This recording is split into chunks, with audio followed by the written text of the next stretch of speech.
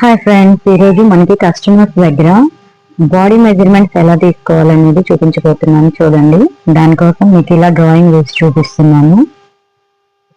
ఇది వచ్చేసి back part, ఇది వచ్చేసి ఫ్రంట్ పార్ట్. మనం బ్యాక్ పార్ట్ లో ఏమేమి కొలతలు తీసుకోవాలనేది ఇక్కడ రాసి పెట్టాను. దీని ప్రకారం మనం కొలతలు అనేవి తీసుకోవాలి. ఇది ఒకవేళ మనం బాడీ అనుకున్నట్లయితే దీంట్లో ఫస్ట్ మనం తీసుకోవాల్సింది బాడీ లెంత్.